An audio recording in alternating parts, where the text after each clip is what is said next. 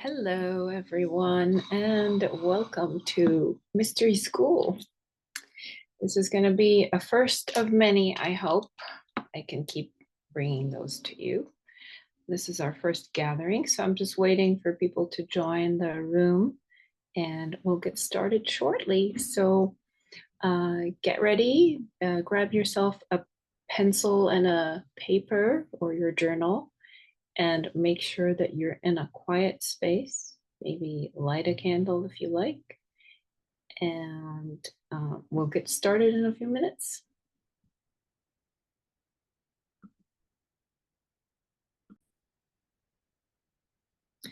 Okay, I think we got everybody that we're going to get today, so we're going to get started. Welcome. The first question I would like to ask, and I asked this in the channel on Instagram, is what is a mystery school?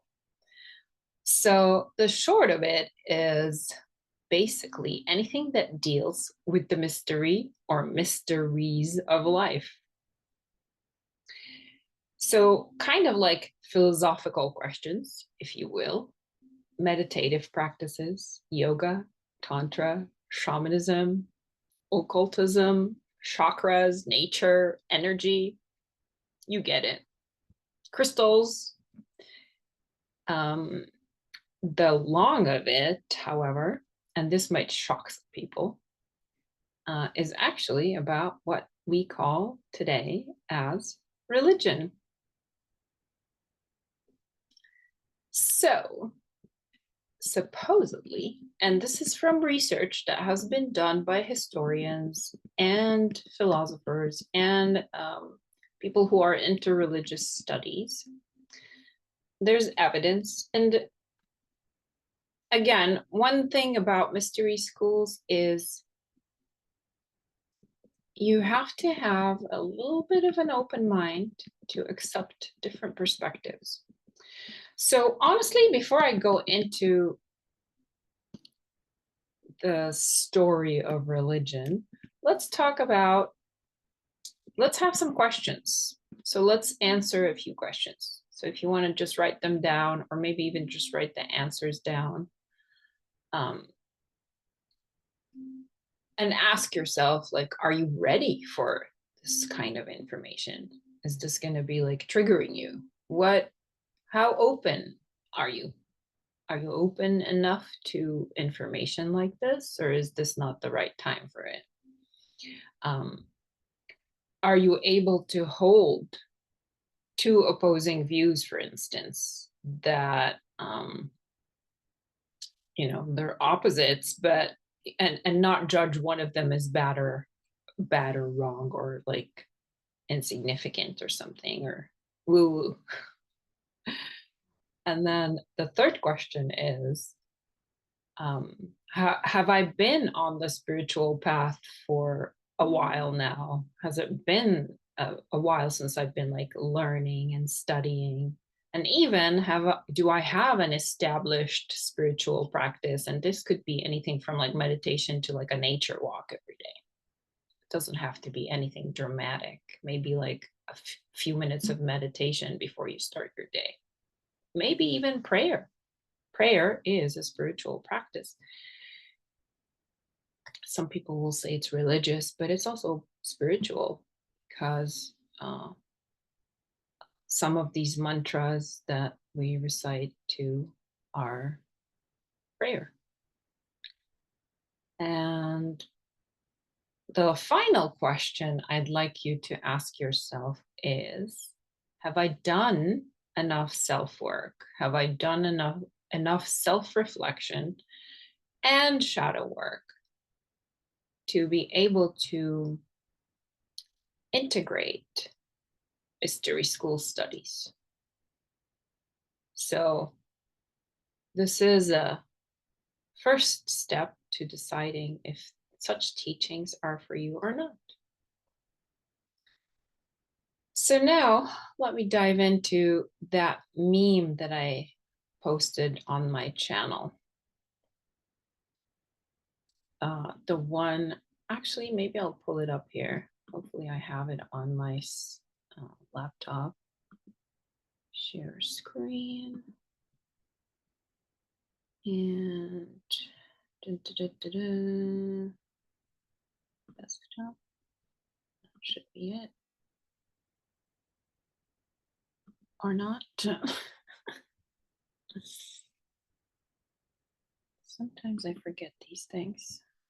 Okay, there we go. Now you can see my laptop, you can see my notes, but what I'm looking for is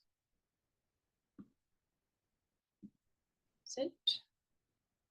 I should have cleaned up my screen. Oh, here's this guy. So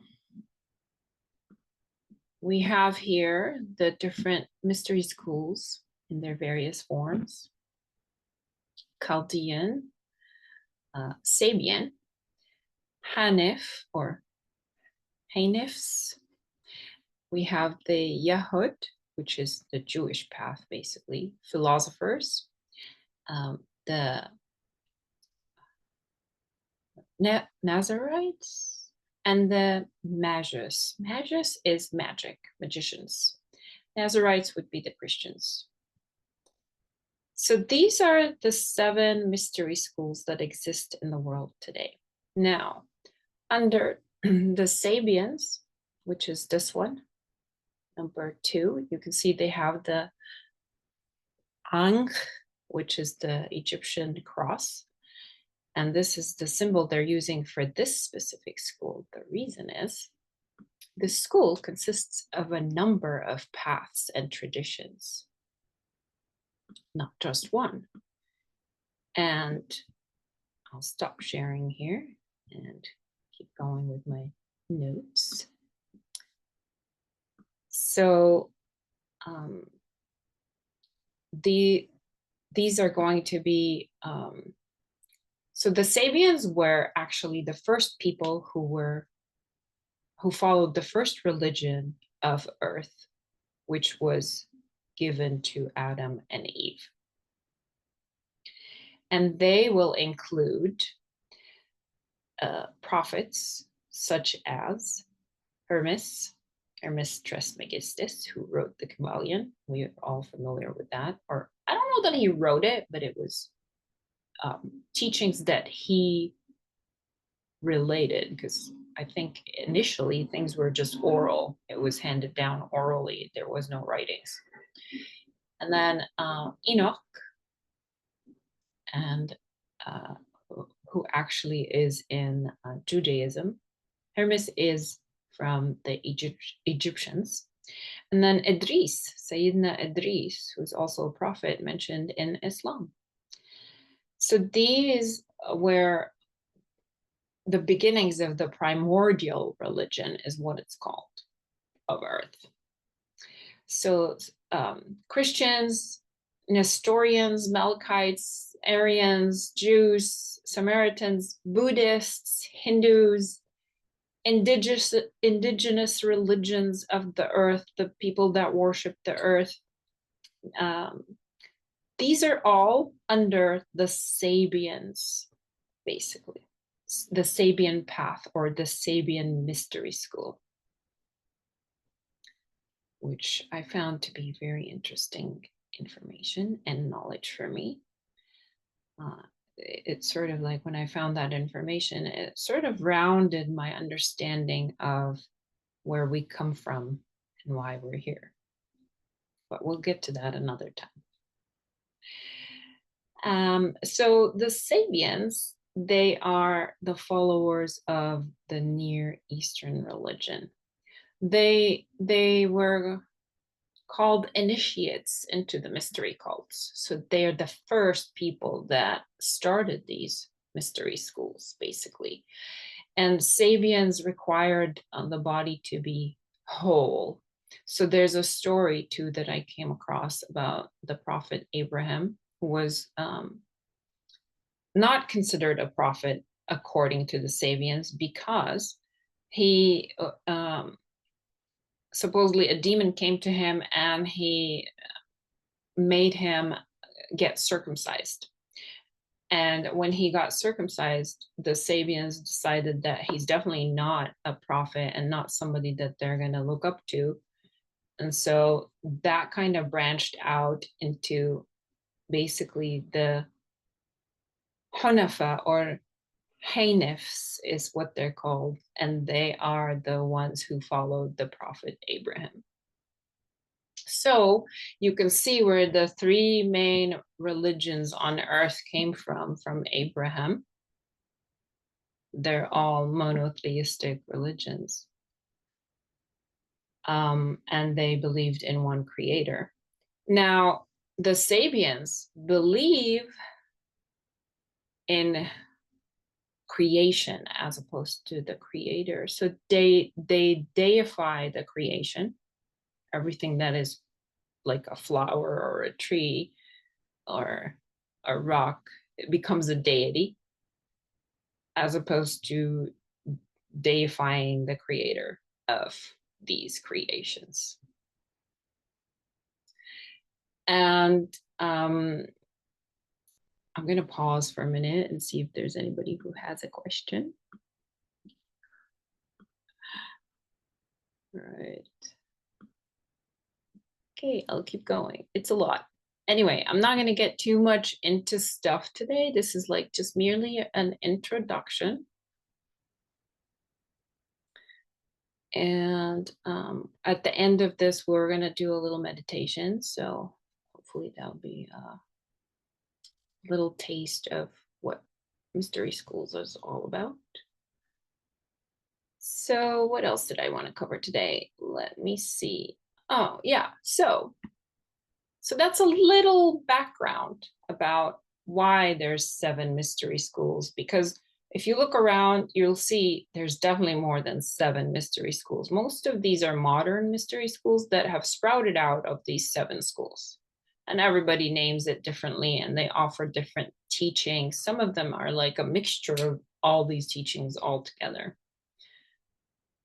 So for me, I think I'm just going to pick and choose what makes sense to this, like just one trajectory, just kind of like from the beginning till now, what makes sense. And of course, I'm open to like suggestions as well. So let's go back to these ancient schools. This is going to be our last sharing for now. And it is that what made them become mystery schools is because they required people to have an oath to secrecy. So the teachings were not like taught to everybody. There was like a specific group of people who actually were allowed to learn these things. I don't think it's the same as when things started. Now, mystery schools, they offer like online things, and anybody can sign up and you pay and you learn all these things. But perhaps only a few of these schools are still offering teachings in private or in secrecy, like not publicly. And I think the reason for the secrecy was because sometimes humans cannot handle certain things. Certain teachings are like a little too much over. It depends on like what work you've done in the world and where you've arrived for you to be able to understand certain concepts. So then they also had a system of salvation, basically certain practices that are said to help each person on this path to save their soul in this world, so for the hereafter. So most of these secret mystery schools had belief about the afterlife, basically that we're here and at some point we're going to cross over and go to another place, the afterlife. And then they also had certain mythologies around their teachings. And they had they charged fees for them, and they will hold rituals like out in nature and things like that. And I think this actually is part of what started people worshiping idols.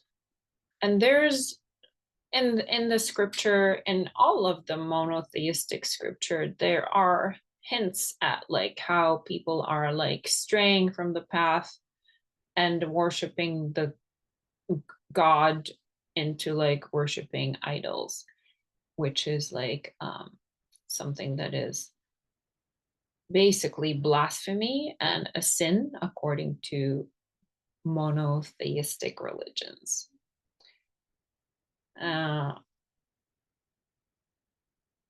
And that is the reason for why the prophets were sent, so that they can set everybody straight and re-bring the teachings of Abraham and Adam and Eve and all those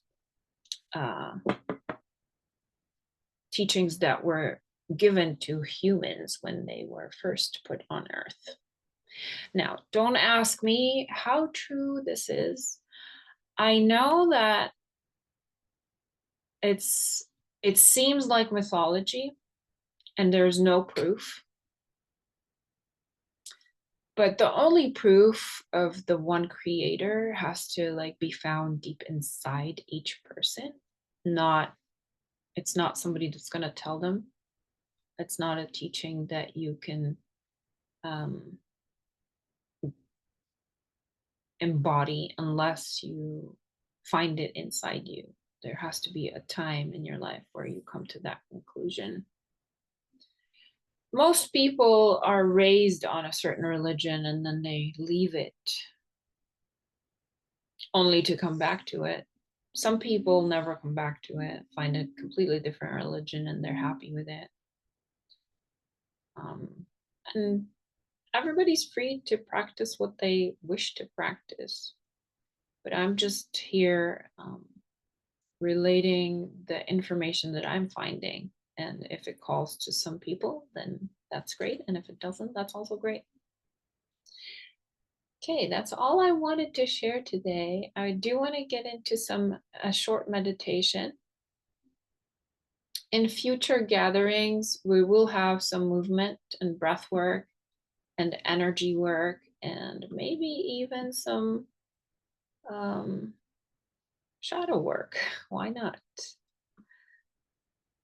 But for now, if there are no questions, I will start the meditation. Let me see. Oh, spelling questions. Oh, okay. Yeah, and just ask me what spellings you want. And I can send them your way later. Okay. Anything else outstanding before we begin our meditation? You're welcome. Okay. Are we ready to meditate? Okay, nice. I'm glad. I love the feedback. Thank you. Rena wrote that this is going to be really informative and interesting. Thank you, Rena.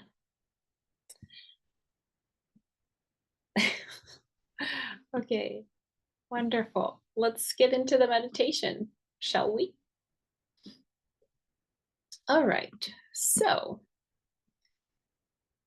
these three practices, before we start the meditation, these are pretty much standard in all mystery schools.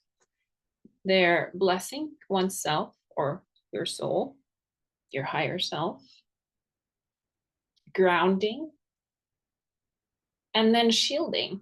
So grounding is connecting with the earth because she's the mother. And then shielding is protecting ourselves from any negative entities, negative doers. And maybe another time we will discuss those things. That could be a good time to talk about them as well. But for now, we will start with a little blessing. So let's just come into silence and close the eyes if you like. And begin to deepen the breath. So breathing deeply into the lungs,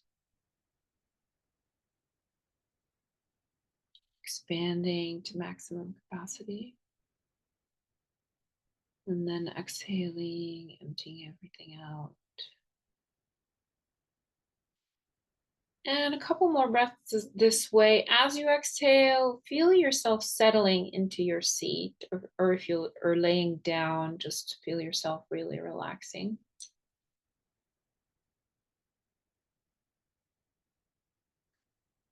And then slowly, perhaps placing the palms onto your heart, just stacking one over the other. And just bless yourself. Say, I bless myself. I bless my body. I bless my bones. I bless my blood. Anything that comes to you. I bless my life. I bless my heart.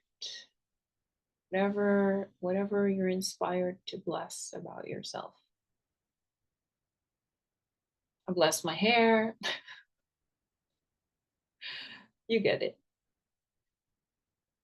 And then we can release the palms. And then slowly, we're just going to visualize growing roots into the earth. The roots can come from the bottom of the spine, or they can come from the bottom of the feet. And they're just going to go deeply, deeply into the core of the earth. So just visualize yourself with these roots sprouting all the way and connecting with the core of the earth. You know, that little hot place that they teach us about in school. So you're going to connect to that.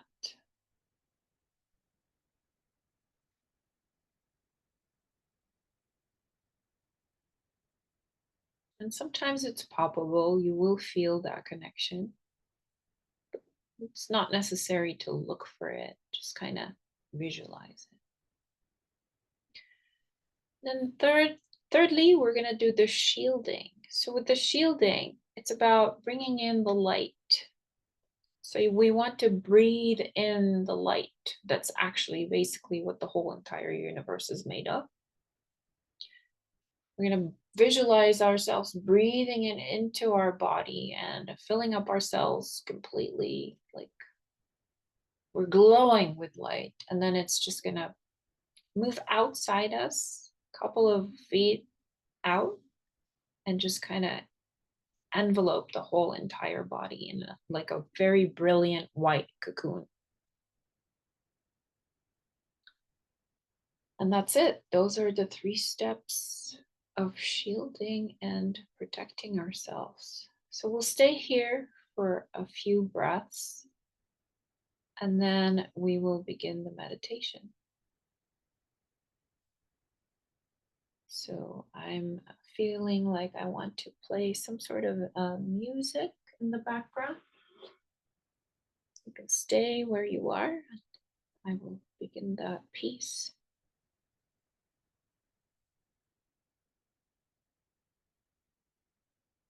In the meantime, just staying with those connections that we just made. Keep visualizing them, the light and the connection to the earth.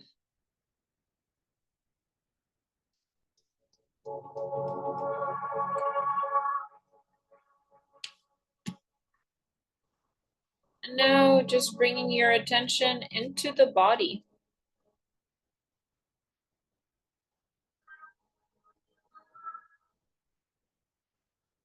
And just scanning, noticing how you're feeling today, how you're feeling this evening, maybe noticing if there's tension anywhere, and just allow that to just kind of like drop. Maybe dropping the shoulders. So with every exhale, just release anything that's like tensed up.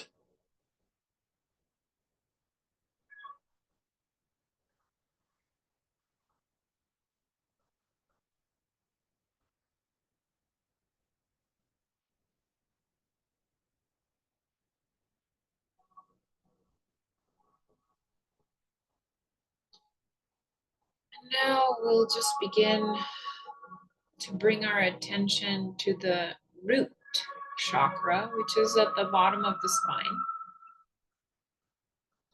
Nothing, you don't have to do anything at all. There's nothing to do here, just bringing your attention there and just visualizing that chakra in a brilliant red light. It's like a disc, and every time you breathe in, it's just gonna glow and glow and glow and kind of like rebalance itself as you breathe into it.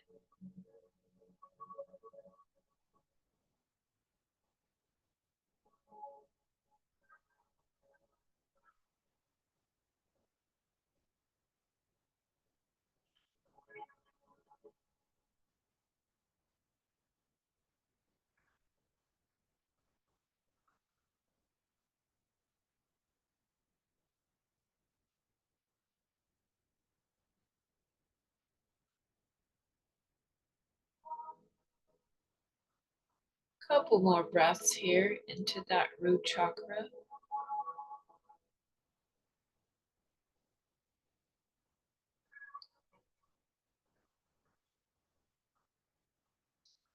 And just send a blessing to your root chakra. And imagine a nice little river flowing from your root chakra to your sacral chakra, which is going to be like a couple of inches over the root chakra. Right there, in the case of the women, it's going to be like around the womb area. So again, breathing into that sacral chakra and just visualizing an orange color as you're breathing in. It's nice and deep, glowing, just kind of rebalancing all those energies there.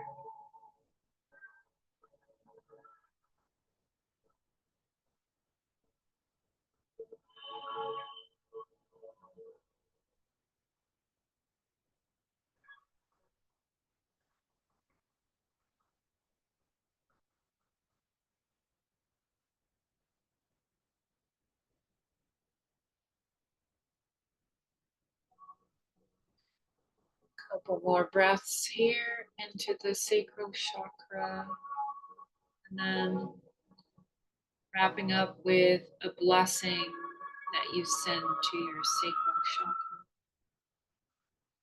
Could be just, I bless you, my sacral chakra. And then slowly on the inhale, visualizing a river moving from the sacral chakra all the way to the solar plexus. So the solar plexus is literally the place where your stomach is. Like if somebody was to like punch you, that's where they would punch you, in your solar plexus. That's a yellow, brilliant yellow color. So breathing in the light into that sacral chakra and noticing how it's starting to glow and rebalance.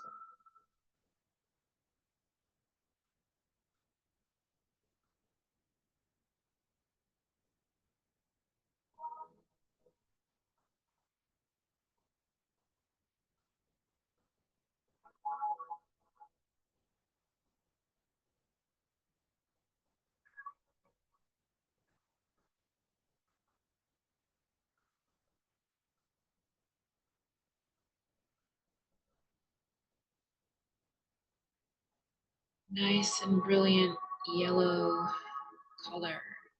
Again, sending a blessing to that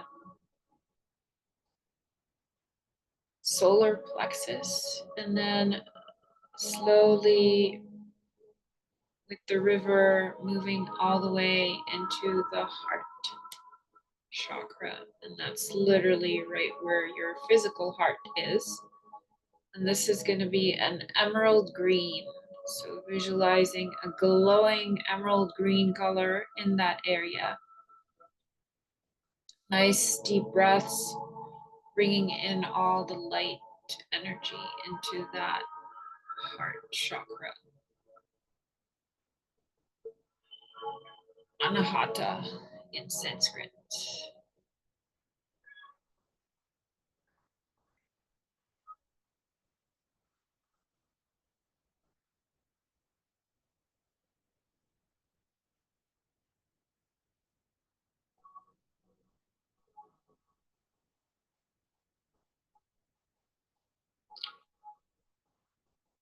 A few more breaths here. Let's do about 3 of them.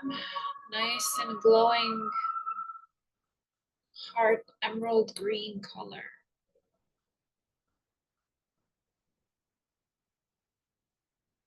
And we'll send a blessing here to that heart, thanking our heart for so much.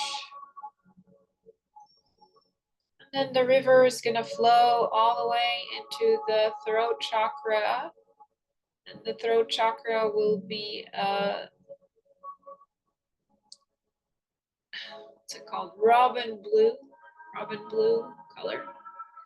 So breathing into that area again as deep as you can, allowing it to glow with so much light.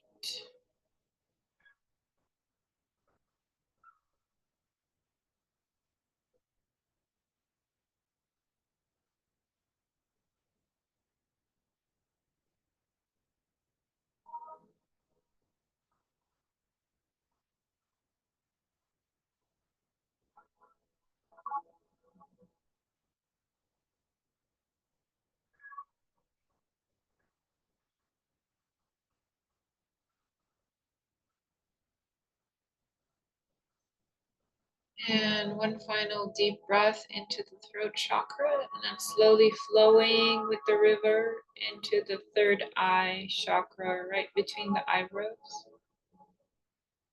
And the third eye is going to be an indigo color with sparkles of gold. So again, breathing into that.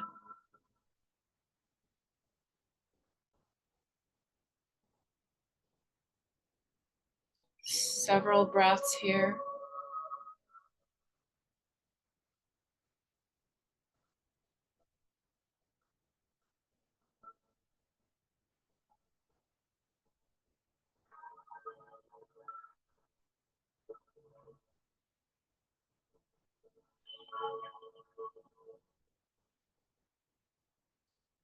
And our final one more breath into the third eye, and then we're going into the crown chakra, Sahasrara, right at the top of the head.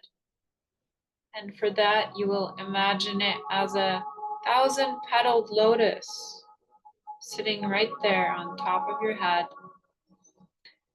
And it could be the color of like a magenta color. Sometimes it's white. Either way, breathing into that chakra, noticing how it glows when you breathe into it.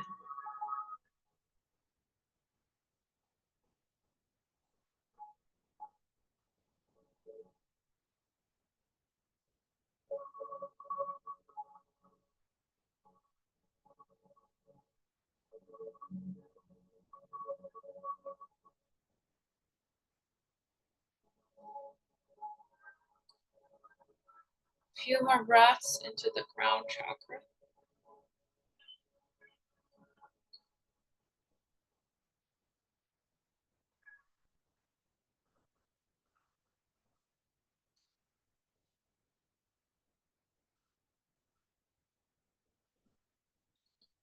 And I would like you to visualize a light shooting from the crown of the head. It's not going up into the sky. No, it's going to rain around you. So this light is kind of like a fountain from the center of your scalp, and it's raining all around you, whatever colors you wish. And this light is going, and it's actually recycling back into the root chakra. So two Taurus here. Just staying with this for the next few minutes.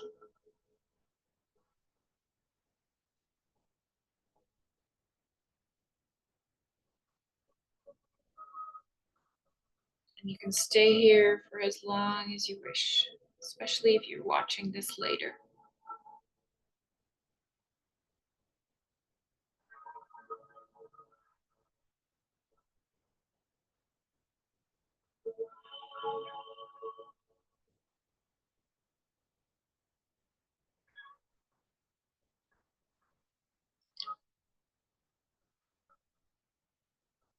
I'll make it short today. So to come back, you're going to just focus back, bring all the attention back into your physical body. So scanning from head to toes. Just looking for any shifts, anything that has changed, any intuition, any inspiration, any insight that has happened, any struggles, anything that was blocked that you could tune into. This way, you know where you need to work. And then you can slowly bring yourself back into the room and open the eyes whenever you're ready. And this is going to conclude our first meeting. I hope that you took away something or many things. Please feel free to write to me, send comments, questions, things you'd like to see me talk about, anything at all. Thank you, everyone. Bye-bye.